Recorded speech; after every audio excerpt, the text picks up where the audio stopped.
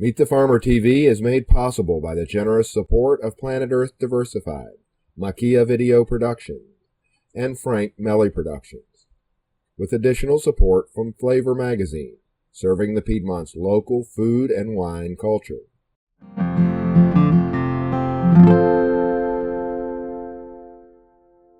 So here we are at the Charlottesville Holiday Market, downtown mall Charlottesville, right in front of City Hall by the new visitor center and transfer station. So let's talk to Stephanie Malloy, the city market manager, and find out more about this holiday market and how the city market went this year. So tell us, how has the city market been performing in the recent year compared to the last years? And how many years has the market been going on? The city market started in 1973, and it's been increasing by leaps and bounds, especially I only have experience since 2003, but sales, we reached over almost 1.1 million this year, just for the city market. We also have Farmers in the Park that was started last year, and that is a Wednesday afternoon market from 3 to 7 at Mead Park, and that actually did really well this year too. It did better than its pilot year, and so we were pretty excited about that. And did you work with the Piedmont Environmental Council on the Buy Fresh, Buy Local Yes. campaign?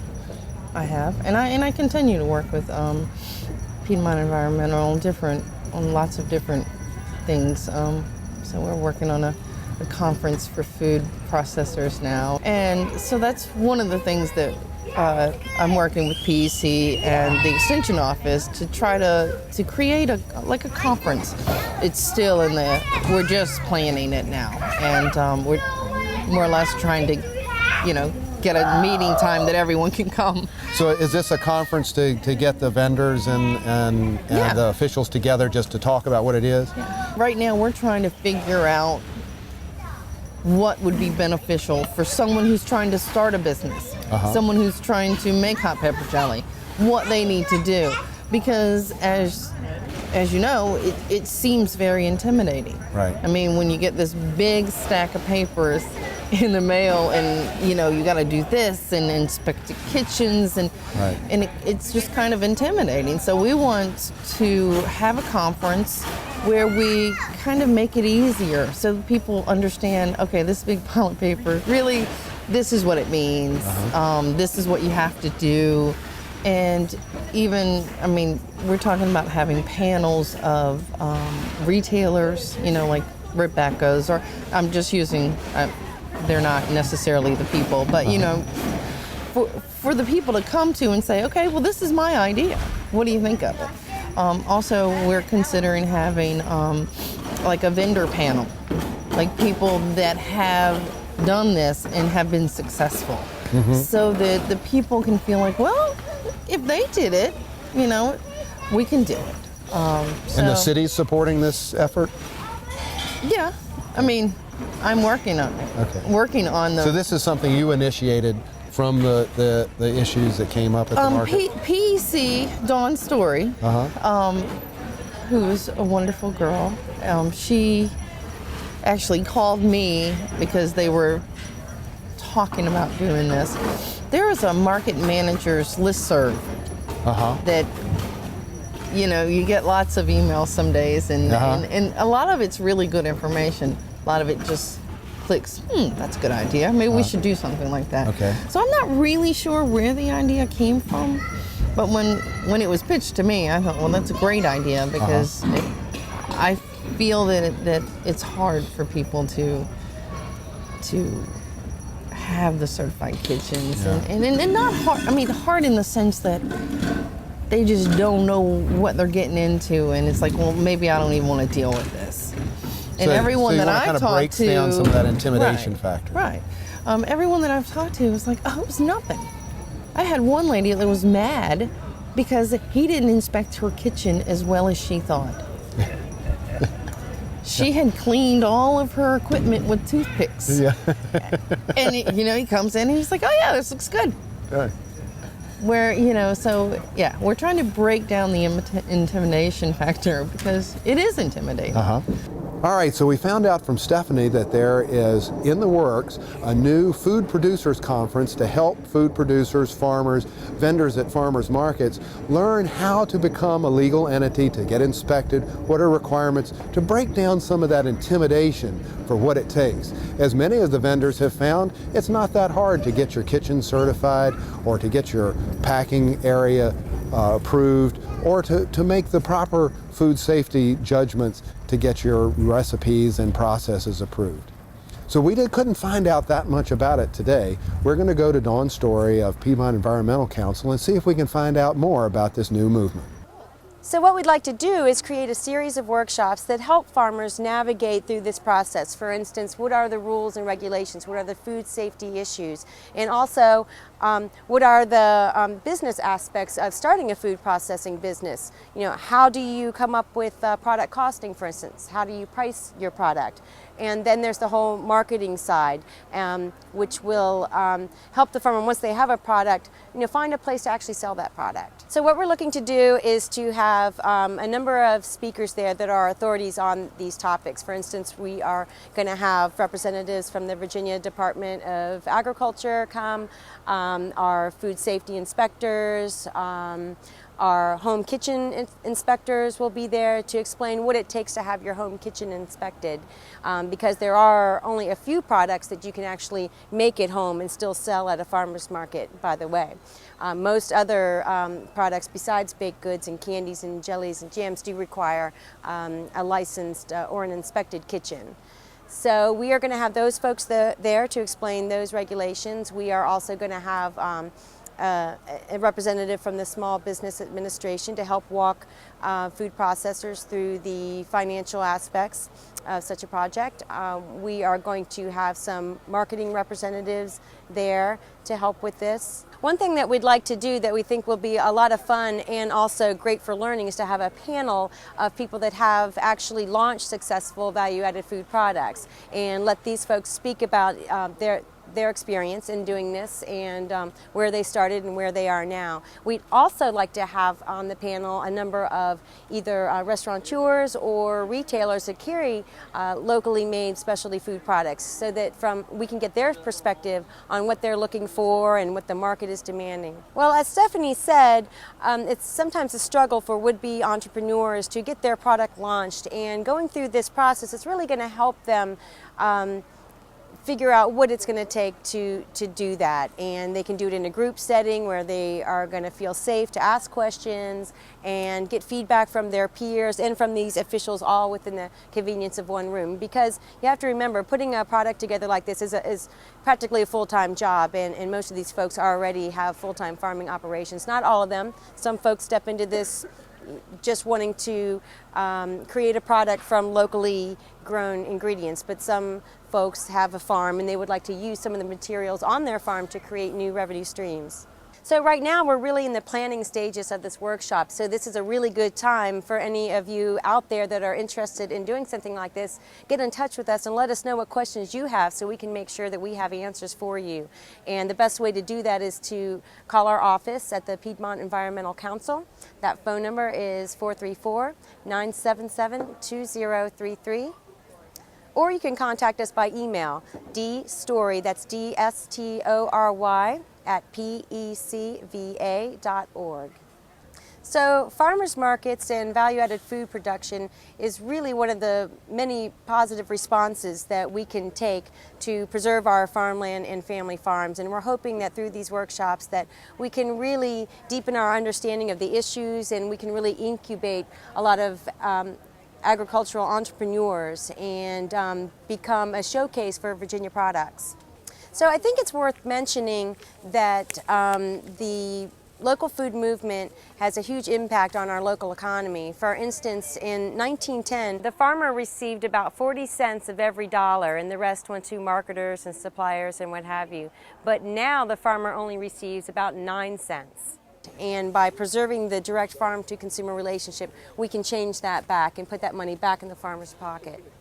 So right now, our industrial food system has left us with unlabeled, hormone-laden milk. It has us eating food that's laden with chemicals and preservatives and it basically revolves around huge commodities that go to 4 different food crops, 5 if you consider cotton, but we don't eat a whole lot of cotton. And so what we need to do is go back to the small scale industrial model where we know that folks that grow our food, and there are so many benefits to choosing local food over what is being touted as cheap food, because cheap food actually does come with a cost, and a lot of these costs we really just don't recognize. For example, the $25 billion in subsidies that we spend on our commodities, and the environmental abuse that our land is taking as a result of the monoculture of the industrial agricultural system. We also have become heavily dependent on foreign oil to not only grow our food, but to process it and to distribute it and package it. And as the cost of oil and the availability of oil becomes more and more scarce and expensive, this is going to be a problem. So we'd be wise to localize our food supply as much as possible. And we need people growing as much of their own food as possible, and what they can't grow, hopefully they can get from their local farmer.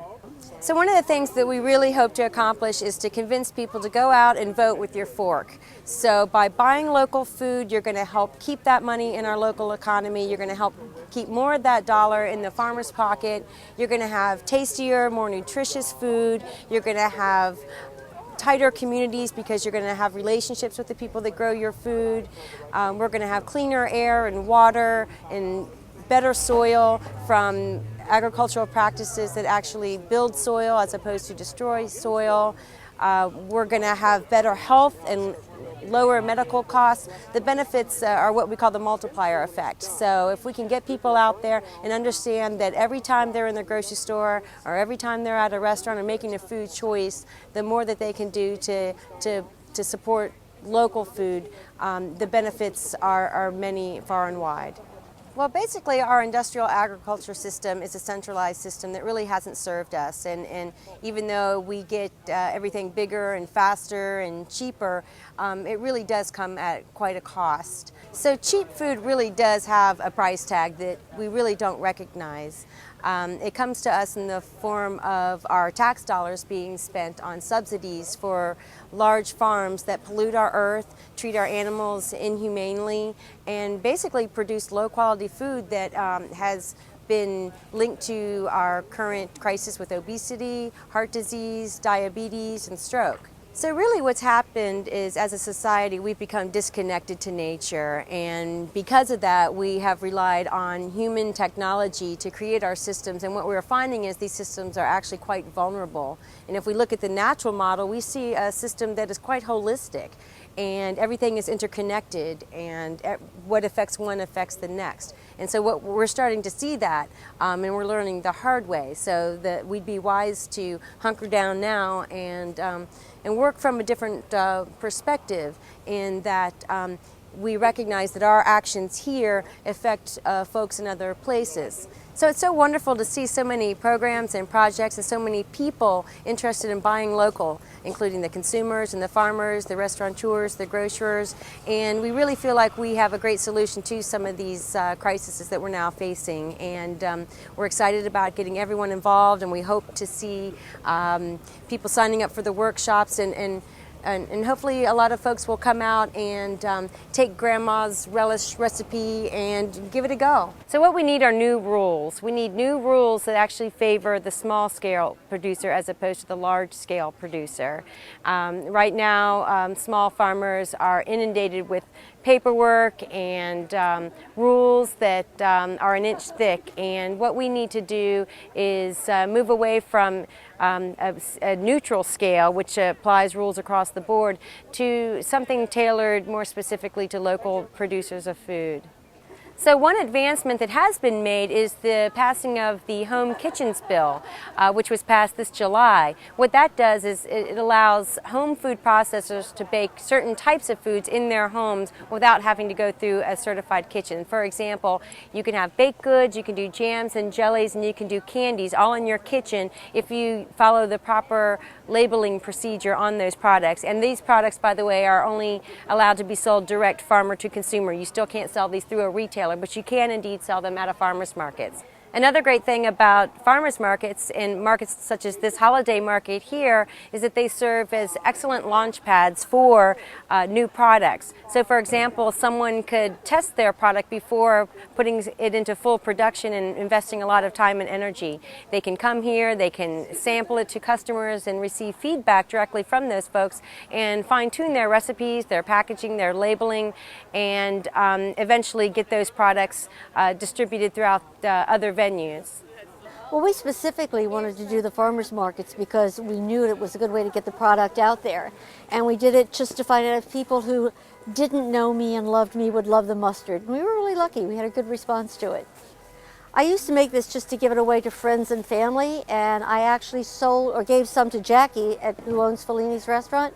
She really liked it, and so I asked her if I could use her kitchen since I needed a commercial kitchen to sell it that way. A couple of weeks ago when I first was doing this market, I met a man down here who, his name's Brent Taylor, owns Classic Twig, and I bought from him these little cutting boards, and we put together a package that's all Virginia, a Virginia handmade cutting board, a Virginia handmade spreader, and then of course the Three Sisters Virginia made mustard. So one of the best things we can do to safeguard our food supply is to relocalize our food supply and get to know who grows your food and their growing practices. Because you see, when we have a centralized industrial model, if something does happen like an outbreak or a disease, it's going to affect millions of people. But when you're dealing with small-scale producers who know their customers, they're going to put that extra care and energy into making sure they deliver to you the safest, freshest, most nutritious food possible. And therefore, the threat of anything going wrong is severely lessened. And communities all over the country could be hunkering down and getting to know the folks in their agricultural community. And the benefits are going to be safer food, more nutritious food. So through relocalizing our food supply, we're going to be lessening the great distances our food is transported, which is an average of 1,500 miles, to something more around 100 miles. If every household in Albemarle County spent only $10 of their food budget per week, that would generate over $20 million for our economy, and that's significant. And this information comes from Cooperative Extension, which is a branch of the USDA. So as of August this year, we have almost 4,700 farmers markets now in the state of Virginia, which is about a 6.8% increase over 2006. And one thing that we're also hearing is that community-supported agriculture, otherwise known as CSAs, is on the rise. We're finding more and more people subscribing to CSAs to provide fresh food for their families. Another thing that we can do as consumers of food is to start taking responsibility for growing more of our own food, and that can be in terms of tearing up your front lawn and turning it into a garden, or there are many community gardens springing up all kinds of places now in urban areas where folks get together and garden together. Rooftop gardening is becoming popular again. Vertical gardening, which means growing plants on the outside and up on the side of your house. There are many opportunities to get involved. The city market's wonderful. It's a great place to meet the local vendors, make new friends, and meet a lot of nice people down here shopping or just browsing. It's great for business, gets you out there. It's been a wonderful experience for me. I haven't been down here for a couple of years, so I came last weekend in the bitter cold, but have heat will travel. I have my kerosene heater with me. Anyway, no, it's a wonderful experience, and anybody who makes, bakes, any handcraft or paint, you ought to take some time, pack a few things up, come on down. It's well worth your time. You may do great with sales, you may have a slow day, but the people you meet and the interaction with the customers and just the other vendors, it's fun. It's a great way to spend a day. Again, when you are considering coming down here, it's very easy to get set up. You may want to take a minute to look at their website to see what rules or regulations may apply to you. It's very easy, very simple. The people are wonderful, very helpful staff, friendly staff, and they make sure that you're good to go because they want to see you do well too. And so it's just a big camaraderie down here. Meet so many nice people. You know, take a few minutes and think about it and come on down and have a great day. Last Saturday was brutal, but I did not have a bad day. I was amazed that people actually ventured out here on the mall. This has sort of a constant wind tunnel to begin with, but I was amazed how many people ventured out that day. But this Saturday, even though it's still cold, but it was much nicer than last Saturday, and I had a very good day. I'm not complaining at all. I'm very happy with my day. And so I think the people of Charlottesville appreciate not only handmade or hand-painted, just things that local artisans make, and they want to support that. Rather than going out and buying something that there's 1,000 of them made just alike. They like the originality that you can find down here. It's great the way the vendors, we all kind of complement each other. We have, there's a variety that I can't even begin to list. The food vendors, the beaders, the jewelry people, there's the painters, the people that they spin their own wool and make beautiful, beautiful things. And if you don't find it down here, that's very hard to believe. There's such a variety, and the variety, again, the variety of people is wonderful. Everybody works together, help each other, chat with each other, work together. It's just wonderful. Take the next Saturday out and don't go to the mall. Don't go out to Barracks Road. Come down here on the mall. Just wrap up a little bit and come down and meet the people and bring your pets with you, bring your children with you. It's a family atmosphere and it's wonderful. That's the best thing I can say about it. It's a wonderful experience. So in the terms of those relationships, one of the things that was started, I think this year, was a vendor advisory board. Yes. Tell us about how that originated and I haven't really heard a lot about that, so I wonder what happened through this year with that vendor advisory board. Well, last year I thought that it would be a good idea to have an advisory board, just for help with decisions making, changes to rules and regulations, just conflicts, just to have, a board to go to and not just have to figure it out on my own, or only go to my director. I mean, because of an advisory board, we have 3 farmers, 2 food people, 2 crafters. So I've kind of got a wide a variety of vendors, so they have an understanding of the kind of problems that we have. And I thought that it would be helpful to have them. We've been looking at a possible code of conduct for the city market. We've talked about some issues that have come up that I was kind of like, I don't know really what we should do with this. And it's probably something that's really going to need to be resolved before next year. CSA, people bringing CSA deliveries to the market, do they pay? Do they not? I see both sides. I see both sides of that issue, and really don't know what the best solution would be. So that's when I go to the advisory board and say, what do you think? So this is really kind of the basis of your relationship with the vendors versus you having to relate with 100 individual vendors or 100 vendors sending you an email. The vendors are kind of represented. They were elected by the vendors. Right. Nominated and elected. Nominated and elected, yes.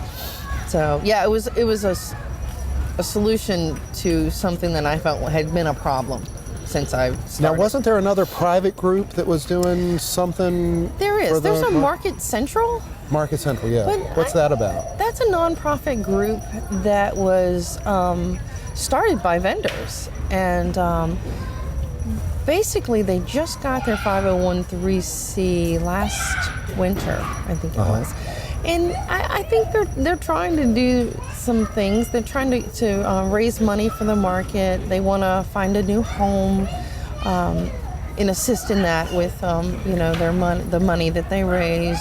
And then there's lots of things that you have to do to be a 501(c), and it's education and different things. And I'm not a member of that group, so I don't really know where they are right now. Who would we talk to? Who would be the representative that we would go to for them? I would say that it would be Cecile Gorham or Kathy Kilday. Those are the people that I hear from regularly. Okay. We get a number of questions from people, like why in Richmond did they build this facility, and why does West Virginia or some other places that have markets that don't perform as well as the Charlottesville market somehow they get grant money coming into permanent facilities, and there seems to be some sort of direction coming from the government and economic development of, we need this, we're going to get behind it, even though it's not really there yet, but we want to see it come.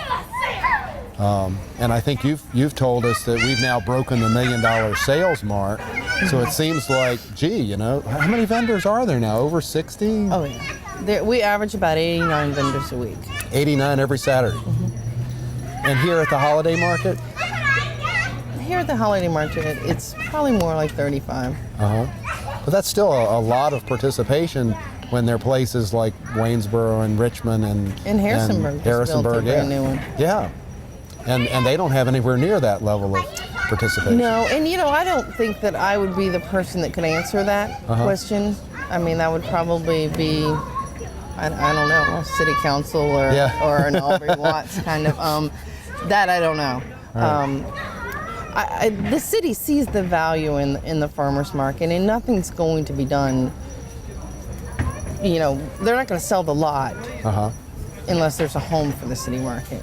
Okay. I mean, they see the value and know that the market is so important to Charlottesville and the residents. What I'm looking for is a definition of who the vendors are at the market. Like, it's a producer-only market. People aren't buying and reselling, or is there a restriction for the area, the counties, or the number of miles away? Or how do you, if you've got so many vendors and you're starting to lose space, how do you decide who can come and who can't? Or do you have to make that decision? Are there people that actually can't make it in because there's not enough space? Or if somebody wanted to buy sodas at CVS and bring them up and sell them, that wouldn't be a valid vendor. There's no resale at the market. Then that's hard to police, but that is one of our So rules. It really is a buy local market then. Yes. Stephanie, thank you so much for taking this time in the snowy, cold December market, and we look forward to the new warm season. Yeah, me too. And we'll cover some more stories, and hopefully we can get every vendor at the market, get a story of every vendor at the market for Meet the Farmer TV. Oh, that'd be great. For more information about Meet the Farmer TV, visit our website, meetthefarmer.com.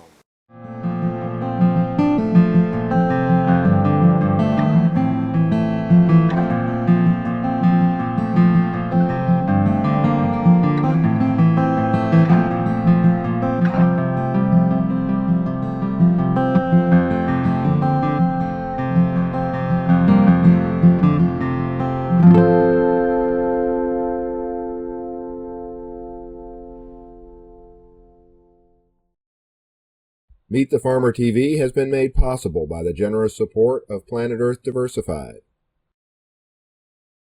Melli Productions,